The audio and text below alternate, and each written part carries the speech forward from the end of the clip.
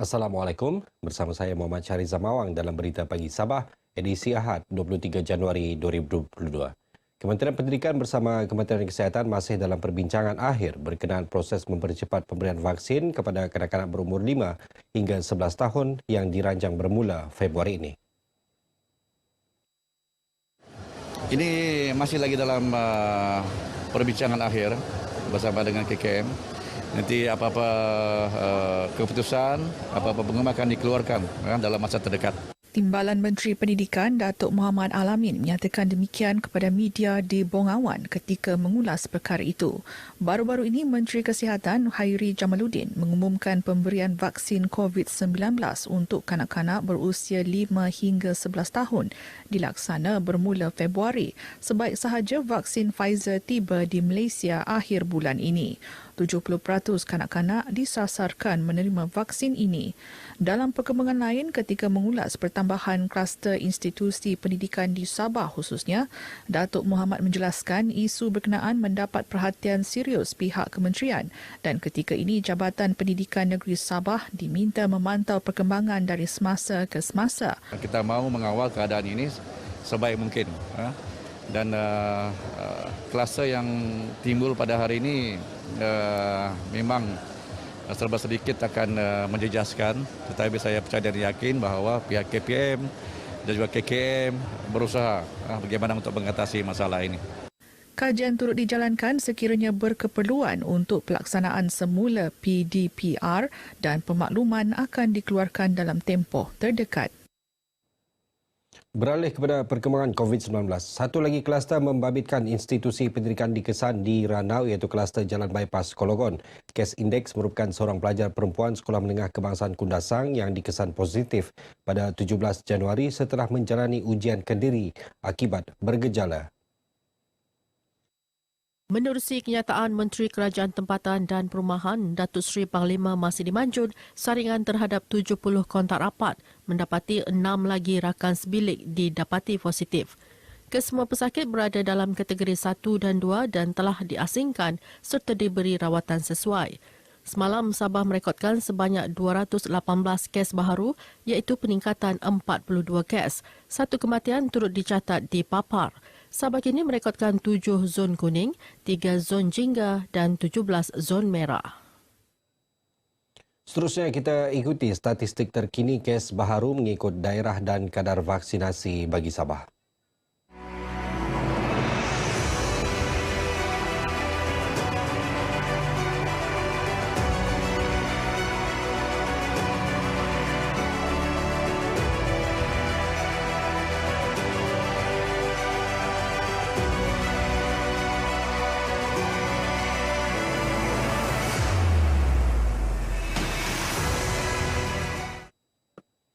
Golongan wanita terus diperkasa menerusi pelbagai program dan latihan keusahawanan dengan matlamat melahirkan usahawan wanita muda yang berwibawa, cemerlang dan gemilang. Antara program dianjurkan adalah Seminar Aspirasi dan Inspirasi Creating Millionaires Among Young Women Entrepreneurs Kumpulan 2.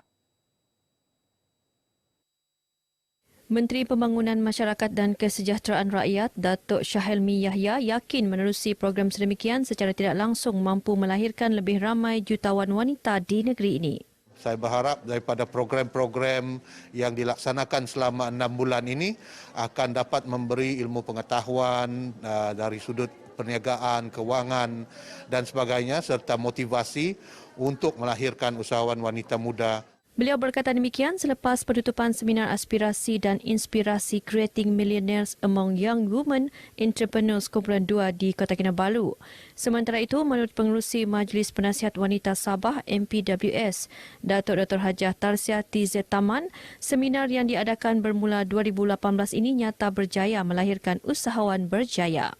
5 daripada orang mendapat jualan purata RM250,000 setahun dari tahun 2018 hingga 2001. Seorang usahawan hanya menjual ikan bilis kering sahaja dan beliau mencapai lebih 1 juta jualan.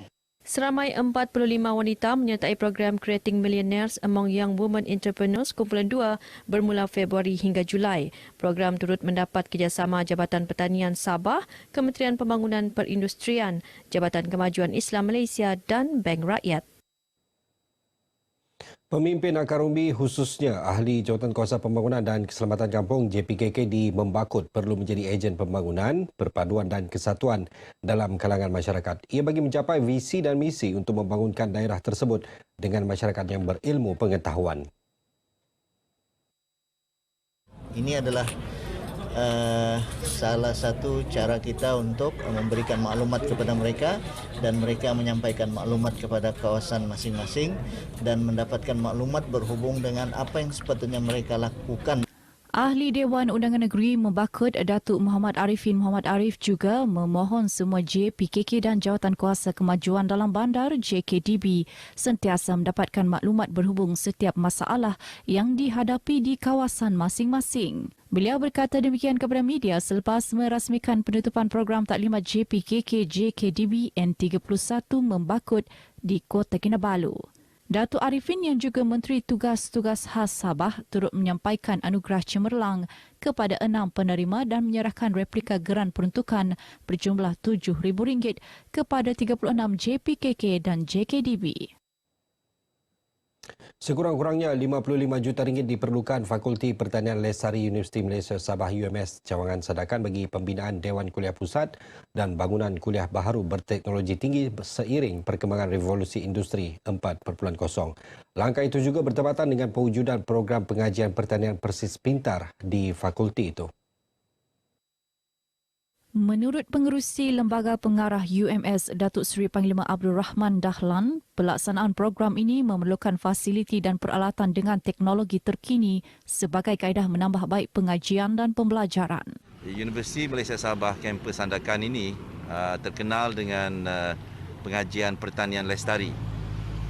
Oleh kerana pengajian pertanian lestari ini adalah sebahagian daripada hala tuju Kerajaan Negeri Sabah dan Universiti Malaysia Sabah juga adalah salah satu universiti yang tersohor di Malaysia yang diiktiraf dalam bidang pengajian pertanian. Maka ada keperluan yang agak mendesak untuk kita meminta kerajaan pusat membina kuliah, bangunan kuliah dan dewan baru di Universiti Malaysia Sabah kampus Sandakan ini. Beliau berkata demikian kepada media selepas menerima kunjungan warga Kementerian Pengajian Tinggi KPT di Universiti Malaysia Sabah UMS, Fakulti Pertanian Lestari FPL Sandakan. Hadir bersama Menteri Pengajian Tinggi Datuk Seri Dr. Noraini Ahmad, Naib Chancellor UMS Profesor Datuk Dr. Taufik Yap Yun Hin dan Dekan FPL UMS Profesor Madya Dr. Azwan Awang.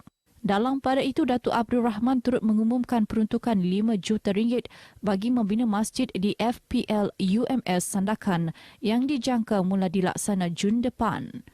Masjid ini berupaya menampung kapasiti lebih 1,000 jemaah. Pejabat Unit Pemimpin Pembangunan Masyarakat Dunsuk akan berunding dengan pihak Sabah Electricity Sdn Berhad SSB berkenaan isu kekerapan gangguan bekalan elektrik di kawasan Dun tersebut. Rundingan itu antara lain bagi mengenal pasti punca dan mengatasi isu gangguan bekalan elektrik berkenaan. Mereka kata kita akan cuba, ya, tetapi masih juga, ya, blackout ini berlaku. Jadi mungkin kita akan berbincang dengan mereka sekali lagi dalam masa yang terdekat ini apa sebenarnya masalah dia. Sebab sering saya dapat SMS rakyat di kawasan ini membuat komplain tentang blackout ini. Beliau berkata demikian kepada media selepas merasmikan program kesedaran kanser di Suk Keningau. Dalam program ini, Datuk Aaron yang juga Menteri Belia dan Sukan menasihatkan penduduk khususnya di kawasan luar bandar untuk segera dapatkan rawatan sekiranya disahkan mengidap penyakit kanser. Doktor tadi pencerama telah menjalankan beberapa langkah pelaksanaan awal mengenai ini penyakit kanser, cara mengubati dan cara-cara macam mana menangani. Kalau kita ikuti ini cara makan, kita terdedah dengan itu pengetahuan. Jadi kita pahamlah macam mana apa yang perlu kita buat. Contohnya kalau macam ada keluarga kita yang kena kanser, kita pahamlah macam mana.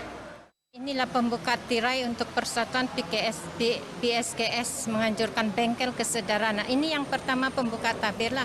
Sambutan dia sangat menggalakkan, kita ada 80 lebih orang lah datang.